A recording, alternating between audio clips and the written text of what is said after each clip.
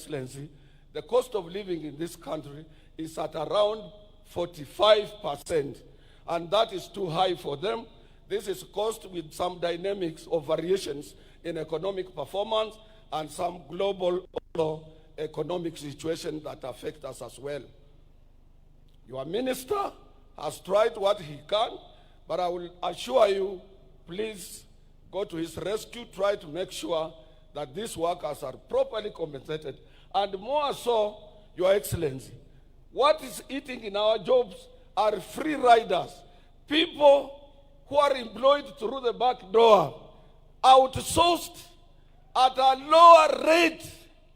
They don't pay taxes, they don't contribute to collective bargaining agreement, there is no any agreement binding on them. They are slaves in our industries, enslaved by employers, and Kenya as a free country can sit and see people outsourcing people. A company retrenches people, it asks its supervisor to form a company of exploitation. This can't be allowed in free Kenya. We can't allow that under your watch. As I promised the President, I want to be very brief because we will be talking. May I take this opportunity to invite your Honorable Minister for Labor, Dr.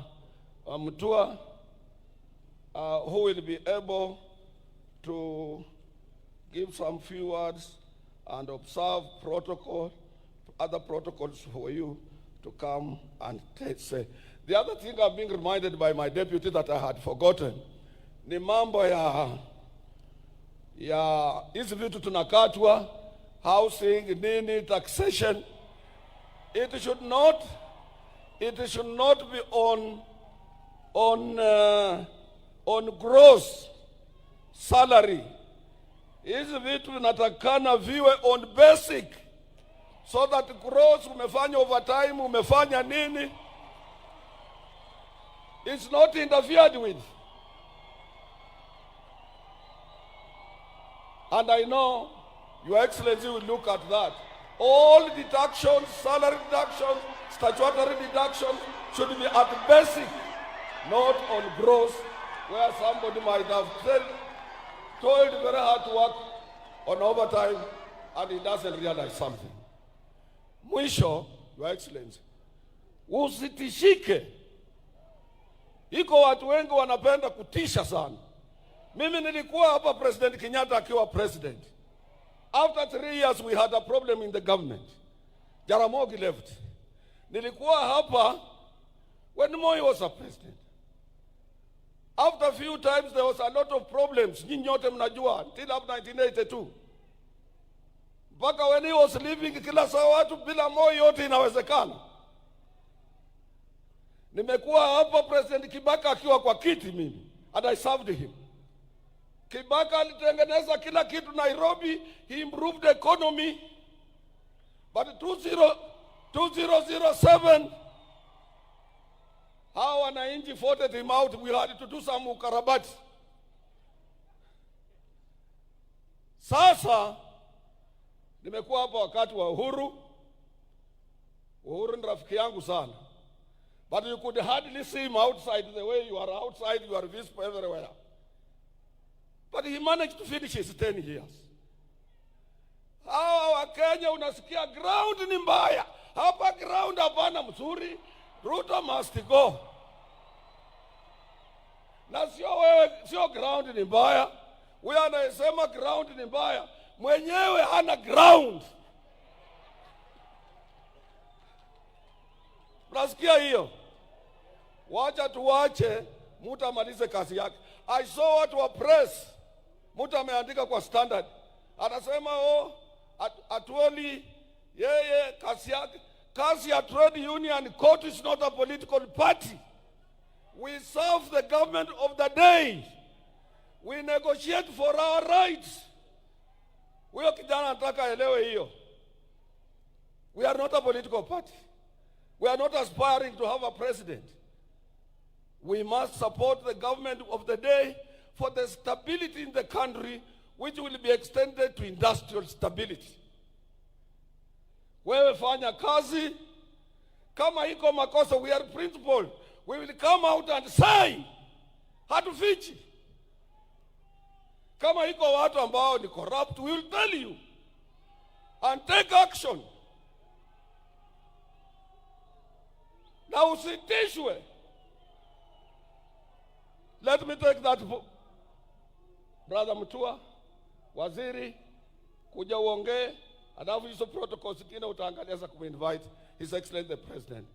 President, I thank you very much for honoring this day. May God bless you.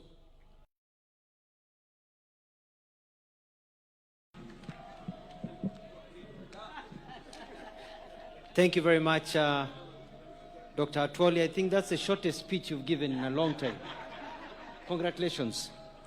I'll also be very quick. Your Excellency, Dr. William Samoei Ruto, President of the Republic of Kenya, Commander-in-Chief of the Kenya Defence Forces, Honorable Musalia Mudavadi, Excellency, Prime Cabinet Secretary, my colleagues, Honorable Eric Muga, Minister for Water, and Honorable Geoffrey Ruku of Public Service, PS Shadrach Mwadime, Karen Agengo, and Joseph Motari from my ministry and other principal secretaries, Honorable Justice Bila Mogaya of the Labor and Employment Court, and other honorable judges who are here, the chairman and executive board members of COTU, Sister Jacqueline Mugo, executive director of FKE, international partners, our friends from Misri, Karibu, distinguished guests. Your Excellency, sir, the Ministry of Labor and Social Protection is on steroids to ensure labor, which is one of the 4 factors of production, is nurtured to play its role in the development of Kenya as per your amazing economic plan. We're in a country that is in a rapid movement towards industrialization and manufacturing, and labor will play a very important role. We are embarking on various areas of employing and providing employment to our people. One, we anticipate that we are going to create over 500,000 jobs overseas, and we continue to put in place measures to ensure safe and orderly and regular migration and mobility. We have started dismantling cartels who had controlled this space for years, and we will continue to do so despite their theatrics. We have a program of Kazi Mtandaoni, Your Excellency, which you've launched, and by 2022 we approximately had 2 million Kenyans working in digitally enabled jobs, and the numbers are growing. It's a major growth, and we will be addressing some of the challenges, including the digital skill gap, unequal access technology, and other resources. Mheshimiwa Atwoli has talked about the challenges we are facing in social media. It's also an area that we need to have a conversation about to see how we can direct our energies from negativity to positivity so that we don't pull each other down. We have a program of Kazi Baharini, whereby we estimate to employ more people as seafarers and to work in the ocean, but there's a small challenge of seafarers' identification documents which need to be issued to revamp training curriculum of seafarers and give them opportunities. We have Kazi Kwa Ground, Juakali sector, Ujenzi sector. Thank you for the National Housing Program that is doing very well, affordable housing program, providing livelihood to millions of people by extension by the workers that are working there. Your Excellency, there are a few challenges impeding progress of the programs. For example, we have cartels and rogue agencies that are taking advantage of vulnerable Kenyans. We have fake news on low labor mobility pathways are being used to either mislead our youth or try to discourage them, and we are dealing with them. Your Excellency, workers are not slaves. They are workers and must be treated with respect. Recognition of their human dignity is a right and must be safeguarded at all times. Workers must be paid rightful legal wages, including overtime, and treated fairly without discrimination, and they should also enjoy decent work conditions. Workers in turn also need to be obedient, faithful, and dedicated to their employers because it is a relationship. Workers need to identify the few among them who steal from the employers and try to bring down the same business that are employing them. So we are going to ensure that workers and working conditions are set by the law and that people can go to work and work well. Your Excellency, kuna shida kidogo. I get a lot of reports in my office about sexual harassment. Sexual harassment in our workplaces. Nataka kuambia Wakenya ya kwamba mrembo akiandikwa, our sister, our children, our daughters, akiandikwa kazi, usianze kumpangia, unaanza kumnyemelea, na akikukataa unamfuta kazi, unaanza kumharas. We must ensure there is a safe working environment for our young girls and even our young boys. That power dynamics is something that we'll be talking about. A manager should not be dating a junior in the same office because of those power dynamics. Soko ni kubwa Kenya hii, angalia kila mahali. Soko ni kubwa, wachana na wafanyikazi wanaofanya kazi na wewe. And we will not continue with this habit, and we will take measures to ensure there is no sexual harassment in our workplaces. Your Excellency, savings is critical. We're encouraging all workers to ensure they have a savings plan, either through the NSSF, or if you're not employed, you're self-employed in the Juakali sector, in SMEs, NSSF has a Haba-to-Haba program, or where you can actually continue saving. It is important. Waswahili walisema ya kwamba ujana kama moshi ukienda haurudi. You are young today and vibrant. Hakuna kitu kibaya kama kuwa mzee ambaye hana pesa. You save today for tomorrow. And we're encouraging all workers, wherever you are, to engage and register for a savings program. Mheshimiwa Atwoli, I want to assure you that ratification of the conventions 188 and 199 is en route. I've held a meeting with my staff. I've talked to the PCS, and we are going to accelerate, together with other important laws that make sure that our people are given the rights that they deserve.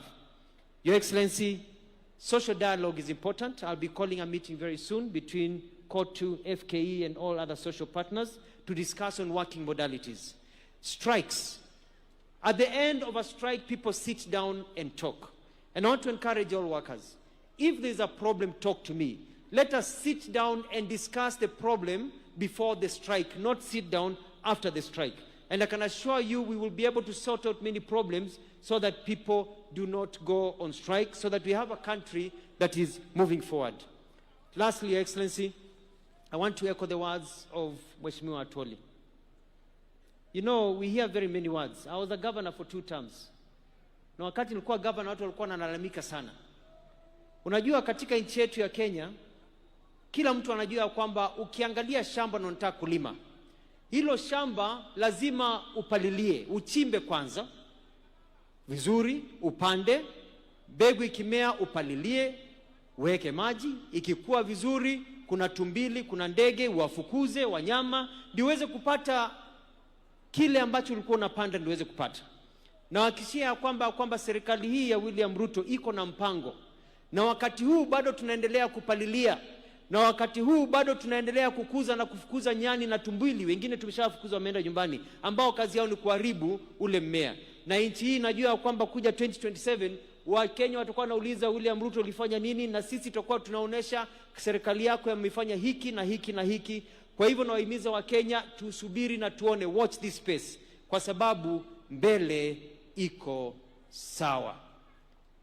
And it is now my pleasure to welcome His Excellency Honorable Musalia Mudavadi to say a few words and to welcome you to address the people of Kenya. Thank you, Excellency.